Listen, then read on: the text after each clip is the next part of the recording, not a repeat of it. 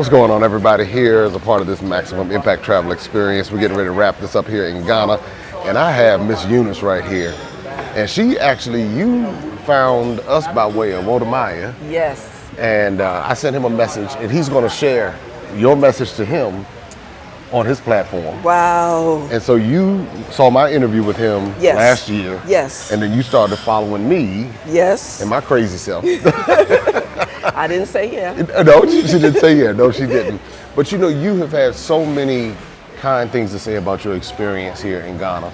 And we're so glad that you're here and trusted us with your experience. Just give us some insight into what it's been like for you, and we'll take it from there. Okay. I decided for my 70th birthday in October that I was going to give myself this trip with Jay. And of course, my family, they were surprised. And I'm not usually the friendliest person. Okay. But it was a lot easier on this trip to just connect with people, and it's fun. Jay, because you know how to throw a party. I've been hearing that. That's been the theme going around here, that I know how to throw a party. Quiet as kept, I used to do that 30 years ago. And that was a good foundation, because sometimes we do act like children, but you know how to pacify us and get us going. Everything that you could have controlled, you controlled. Now, the only thing that wasn't quite there was the weather, but it was still good. That's right. It was beautiful. Yeah, but when those floods came. Now, that was another Did you see the video where I was in the car and the water came in the car? See, that's a whole video y'all need to go check out. But you know, that the thing is, though, when you talked about some of our conversation we've had, you were a school teacher for 40 years. Yeah. And so you know what it's like organizing and keeping track of people. Yes. Yeah. So how do we do? I gotta take a deep breath. We took care of each other in a way that I'm not used to in the States, okay? I mean, we would be connected and someone say, oh, well, Miss Betty's not here. Well, let's check on Miss Eunice. And the seniors just got the most amazing support. One lady said one of her escorts was her Ghanaian husband. Oh, yeah, I heard all about it. But my takeaway is the women here got a covering from the men that we normally don't get in the States. It was easier to be compassionate to us, and we didn't have to be so independent. Okay. So we were able to soften and receive the comfort and joy that was being shared with us, okay? A number of the women, we talked about this. Now this is deep. I just thought this was a trip to Ghana and you come see and now, I mean, this is really unpacking a lot of cultural things that we deal with in America. Yes. That sometimes it's spoken, sometimes it's unspoken, sometimes it's uncomfortable to talk about. But this is the first time I've heard someone reference that cultural dynamic that we face in America. And it's all over the world, actually, but in particular, since that's where we're talking about coming from, that's why I think it's important. Wow, so, yeah, you got me thinking now. When we went to the castle and they were explaining how the slave trade worked and how the women were abused, and how some of the women would refuse to be abused by the king. Yes. Okay. Or the governor. The governor, okay. So that, I don't want to hit that. It's fine. So some of that angry black woman, to me, is my mission is to break generational curses. Okay. So I felt like when they said that, something to me said, oh, this is not even my stuff necessarily. Okay? There were women in the slave dungeons that were being abused, and some of them refused. Right. So some of us still have that refusal in our spirit. Right, to refuse to be abused. Yeah. So and for me, walking down the path, and I heard our leaders say that the spirits of our ancestors are calling out for the children to come back. Something said, that's why everybody in every family might not come, but if you can send one. Just send one. If you just send one. And they'll be the mouthpiece, they'll be the person to say something different. Yeah. But we also help heal the spirits that when we were walking to the Slave River. Okay, that's Asamasa, okay, yes. yes. That was really spiritual. Okay. Okay, not religious. Right, I understand. Spiritual. Okay. And so you had that spiritual encounter. Now, this is another thing. This is your first international trip. It sure is. And you came by yourself, Yes, I did. but you found family. And more. Yeah. And more. But yeah, for my 70th birthday, I decided I wanted a stamp in my passport. And on your first international trip, Yep. Yep. why do you think it took so long to travel internationally? I didn't want to go to the other places. Okay, I always crossed paths with people who were Pan-African Okay. and felt comfortable. But I don't think I didn't want to go to some of those other places. You just didn't want to go. I You didn't just want to go. and you were comfortable in America and Yeah. yeah. But here, it's the comfort is on a totally different level. Yeah. Okay. And I know a lot of people, the only thing they know about Africa is, on the commercials. Right. Send us $15. Yes. And I've been sending pictures home, and people are saying, "Oh, I'm learning so much," just from a picture with a little text. A Okay. picture with a text. A picture's worth 1,000 words. Yeah, when they saw me on that bridge. And so you on the bridge? You did the Yeah, I bridge? did the You did bridge. before the storm, after the storm, and before the second storm. Yeah, yeah. And this is all, I think about how many people are afraid or don't have interest in coming because of those commercials, Yes. because of the things they see on the news. Yes. They'll watch BBC, I call BBC out, or Al Jazeera, I call Yes. Al Jazeera out. Or CNN, NBC, ABC, CBS, I'm calling you all out because if people really saw, Yes. have you felt unsafe since you've been here? Never. Even when we're in the crowds in the marketplace, nobody's going to snatch your purse. Nobody's knocking you down. People want you to buy their product. Right. Okay, but this is safe. Okay, I'm from a place between Gary, Indiana, and Chicago. I'm very familiar with both. Okay, so, and it's relatively safe. Okay, but this has been, Jay, I just want to say thank you. Okay. No, thank you. It's been amazing. It's been amazing, and I'm gonna turn my back. They might not let me come back because my family, because I'm different. Okay. I'm different, and I think the more people that are chosen to come, okay, we'll just be able to take the message back. So thank you for your mission.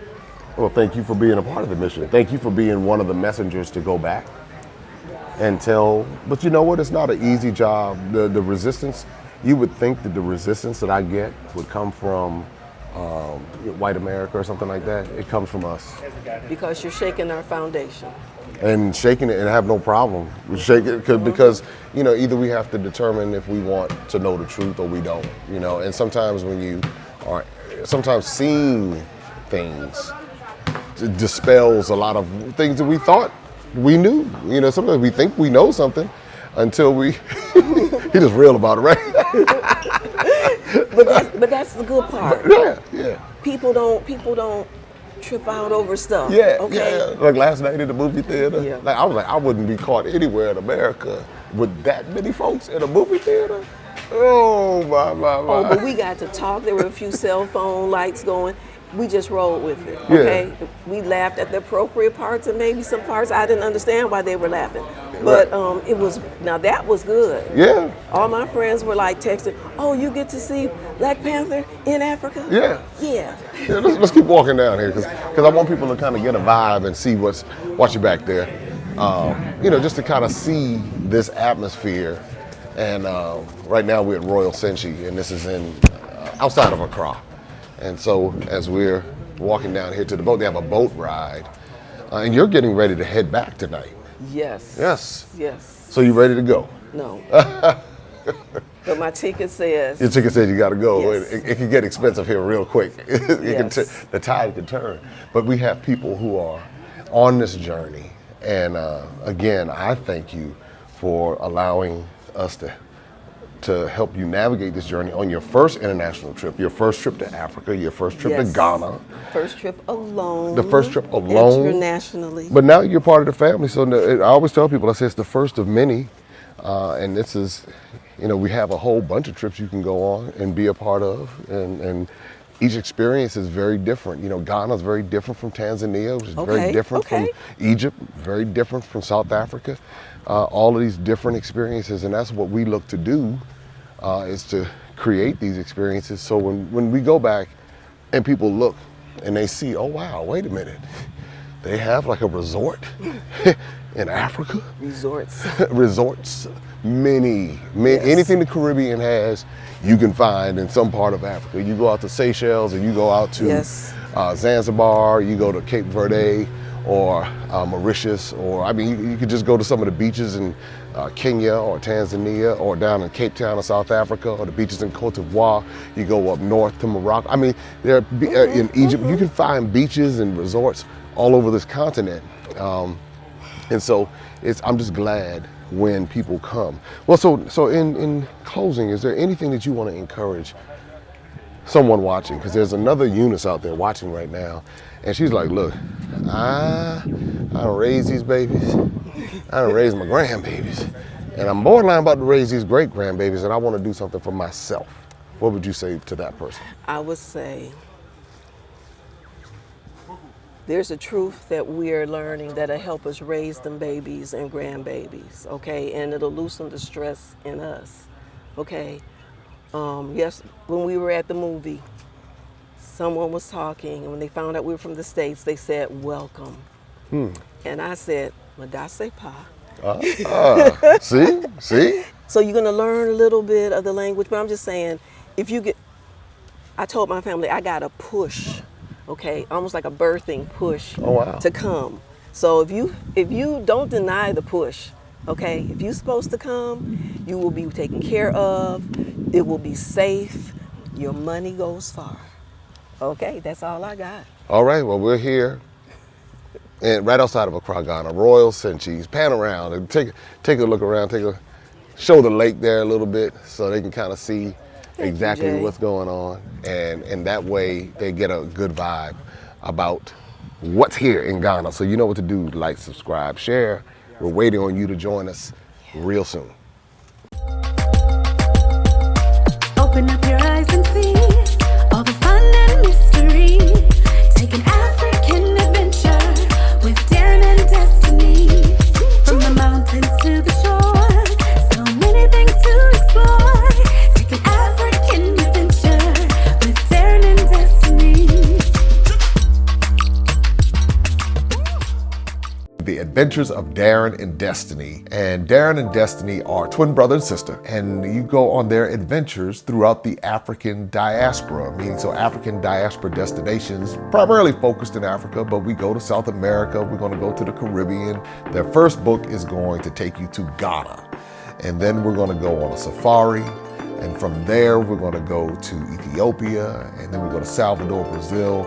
And what the goal is to be able to inspire curiosity in the continent of Africa, in our children from a very young age, and to really tell a more accurate story. Most of our children are exposed to negative images, late night infomercials about how bad things are, everybody's sick, everybody's poor, everyone's uneducated, but that's simply not true. So what Darren and Destiny and their family do is they go to different African destinations. They're learning about these different places. You're beginning to see positive images, but still telling the truth. I mean, that's the important thing, to tell the truth about some of the things that have occurred. But it's all done on our children's level so they begin to understand it.